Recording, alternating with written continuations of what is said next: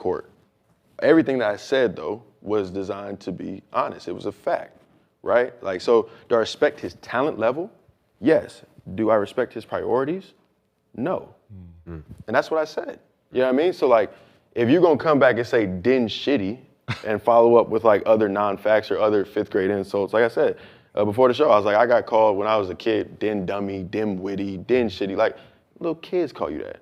Like, why would I respond on Twitter in a socialite fashion to a dude that wants to be in a socialite meme war type of thing? The way you address somebody like that is man to man. I sit down, I say, Gil, this is how I feel. This is the fact of the situation. I was there, I played with you, boom, boom, boom. Here it is. And then they said, like, you know, other different things, and we can compare whether it be careers or this or that or whatever, and I'll say, this is what I stand on, this is where you win, this is where you lose. Boom, boom. I'm just a very honest guy. So I didn't take nothing bad about it. Just, man, I beef online all day. I mean, so I know I'm aware. You know, sometimes I'm aware. when you do hit someone with facts, their only response is personal. Yeah. Right? They can't hit you back with the same facts, right? So they go personal, and then now it's away from the facts, and then it's just this personal in the mud. Yeah, so that's the thing. Like, so people, when they wanted to do the Din shitty thing and they had fun or whatever with that, it was like, yeah, okay, the meme wars and the shit or whatever, like, that's cool. But it doesn't distract from the fact that everything that I said was true. And so I don't, like, when people ask again or even I'm here and people are like, yo, like, you want to talk about it? I didn't lie. I have nothing, I'm not worried about talking about none of this because I'm not going to come out, for example, I wouldn't come out here and be like, you know what, I averaged 35 points in the league.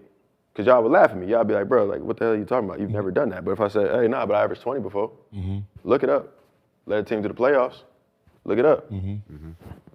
I did that. Yeah. You know what I'm saying? So, and we all up for money. So when it was like, oh, I'm gonna make money. Nah, first, I've made money and I'm going to make more. Like, we're all gonna make money. I said you're gonna make money and you should. But if, for example, when you talked about Luka and the conditioning, right?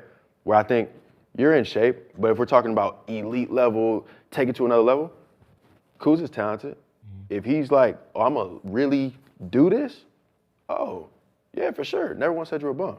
But like where you stand now and how I look at you in terms of like the player person aspect of the things, there's not as much respect there in comparison to the talent level. You know what's funny? That is, like, I really understand what you're saying because, you know, when you're a player and you have teammates, you know, everyone has their own thing they do. Yeah. Right? And when you start questioning like the things you do, like, you know, if I was on a team with James Harden, I would have been a dude questioning, yo, why are you at a fucking strip club? Yeah.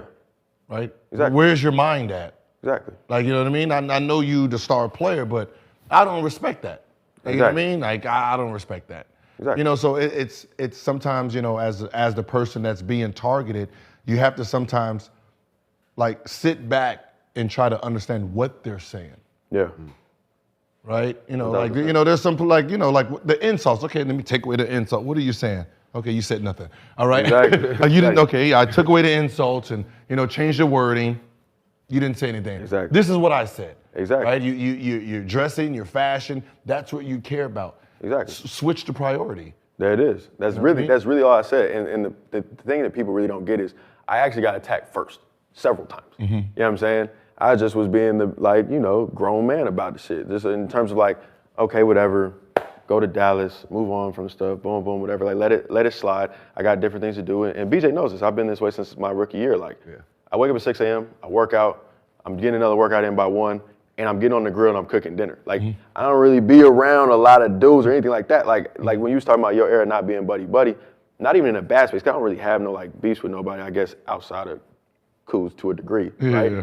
I just do me. Like, I be chilling, I drink my wine, I grill my food, and I work out 2-3 times a day, and I'm out. Like, you know what I'm saying? So when I got attacked, it was like, oh, word, this what we doing? And then it just so happened that Shams, you know what I'm saying, asked the question, and I was like, you know what? I'm tired of being quiet, so I'm gonna deal with this with the truth. I respect that. So you say nobody can beat you in ones. Yeah. You versus Kuz one-on-one. I think it's the only way to settle it. You versus Kuz one-on-one.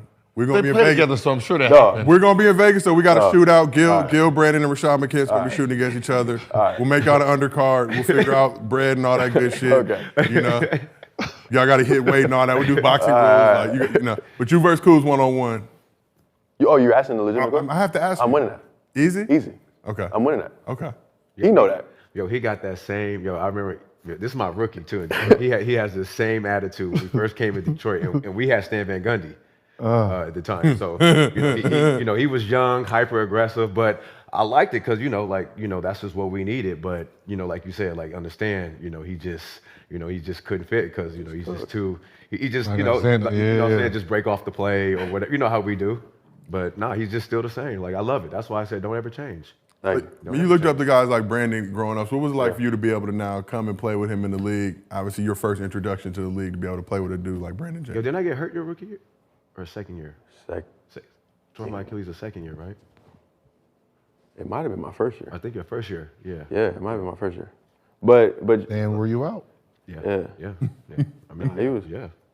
Y'all had dining room conference. Shit, we had tape shoot arounds. We had all that. The knee pads and shit. We had all that. Oh. Bro, I had the to be there, sitting in the chair at 2 hours before practice. I had to do every rep of every drill, 3-hour practice, all that stuff. Sometimes he'd sub me in, sometimes he wouldn't. You know what I mean? And then after practice I had, because I was the only rookie at the time, 99.99s. They put that shit on the scoreboard and it just made me work out. They'd be going home, peeking their head in. Bro, it'd be like 40 more minutes on the clock. Keep going, full court one-on-one with the coach and stuff like that. So, that's the thing. Like when people don't realize like the place that I speak from a dude that had to do all that, had to be out the league, you know what I'm saying? All that stuff, like that's the place I'm speaking of. So if I don't have a respect level for like you as that type of like basketball player, like I approach everybody that I get on the court with like, I'm better than you. This is what I'm doing because I've worked too hard to be here. So for this 48 minutes, you're gonna have to see me. And that's why like I was able to get the game winners and things like that and all that other stuff because there's not that level of fear there. And then you shoot the ball. If you miss, look, they all gonna tell me I suck anyway. I'm a second round pick. Yeah. I suck regardless. I've had games with like 15 and 15. You suck 35 and 9. You the reason we lost. Hey, listen, bro. It's just that's gonna be life for me in the NBA. So now that that's out the way, I'm just gonna try to win the game and do what I need to do. You know what I'm saying? Yeah.